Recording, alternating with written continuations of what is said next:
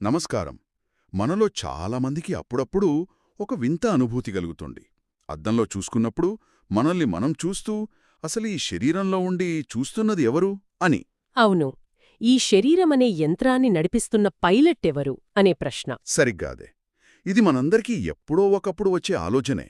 So ఈరోజు మనం సరిగ్గా ఇదే రహస్యాన్ని ఛేదించడానికి ప్రయత్నిద్దాం. ఆసక్తికరంగా ఉంది. విష్ణు సహస్రనామాల్లోని 16వ నామం క్షేత్రజ్ఞ. ఈ ఒక్క పదం వెనుక ఒక పెద్ద తాత్వికమైన డిటెక్టివ్ కథ దాగి ఉంది. అవును.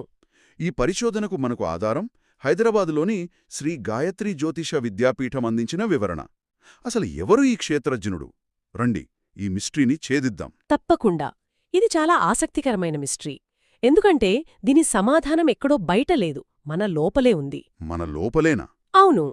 ముందుగా క్షేత్రజ్ఞ అనే పదాన్ని విడదీసి చూద్దాం. క్షేత్రం మరియు జ్ఞ. ఓకే, క్షేత్రం ఇంకా జ్ఞ. క్షేత్రమంటే ఒక ప్రదేశం, ఒక ఫీల్డ్ అని చెప్పుకోవచ్చు. జ్ఞ అంటే తెలుసుకున్నవాడు అని అర్థం. సో క్షేత్రాన్ని తెలుసుకున్నవాడు క్షేత్రజ్ఞుగు అనమాట.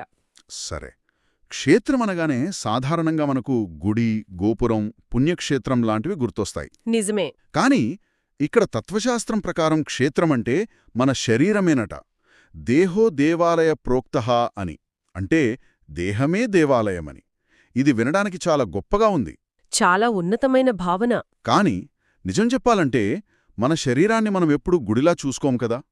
చెడు ఆహారం, ఒత్తిడి, నిద్రలేమి ఇలా ఎన్నో రకాలుగా దాన్ని హింసిస్తూ ఉంటాం. ఇది వాస్తవం. మరి ఈ ఆదర్శానికి మన వాస్తవ ప్రవర్తనకు మధ్య ఉన్న ఈ తేడాను ఈ ఫిలాసఫీ ఎలా వివరిస్తుంది? చాలా మంచి ప్రశ్న అడిగారు. ఇక్కడే అసలు తత్వశాస్త్రం మొదలవుతుంది. ఆ సూత్రం చెప్పేది మన శరీరం ఎలా ఉంది అని కాదు, ఎలా ఉండాలి అని. ఇంకా ముఖ్యంగా దాని నిజ స్వరూపమేమిటి అని. ఓకే. శరీరం ఒక దేవాలయం అనుకుందాం. మరి అందులో నివసించే దేవత ఎవరు? అదే ప్రశ్న. దీనికి శాస్త్రాలు జీవో దేవః సనాతనః అని చెబుతాయి. అంటే ఈ శరీరమనే క్షేత్రంలో నివసించే క్షేత్రజ్ఞుడు, ఆ దేవుడు మరెవరో కాదు, మన జీవుడు లేదా ఆత్మ. ఓకే, ఇక్కడే నాకసలు కన్ఫ్యూజన్ మొదలవుతుంది. మీరు శరీరం, ఆత్మ రెండూ ఒకే చోటు ఉంటాయంటున్నారు. అవును. కాని శరీరం శాశ్వతం కాదుగదా. పుడుతుంది, పెరుగుతుంది, ముసిరిదవుతుంది, చివరికి నశించిపోతుంది. నిరంతరం మారుతూ ఉంటుంది. నిజమే. కాని ఆత్మ శాశ్వతమైనది, మార్పు లేనిది అని మనం వింటుంటాం. ఈ రెండూ ఒకే చోట ఎలా ఉండగలవు?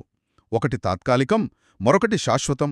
ఇది ఒక పెద్ద వైరుధ్యంలా అనిపించడం లేదా? ఖచ్చితంగా. ఇది ఒక పారాడాక్స్, ఒక తాత్వికమైన చిక్కుముడి. దీన్ని విప్పడానికే సాంఖ్యతత్వశాస్త్రం ప్రయత్నిస్తుంది.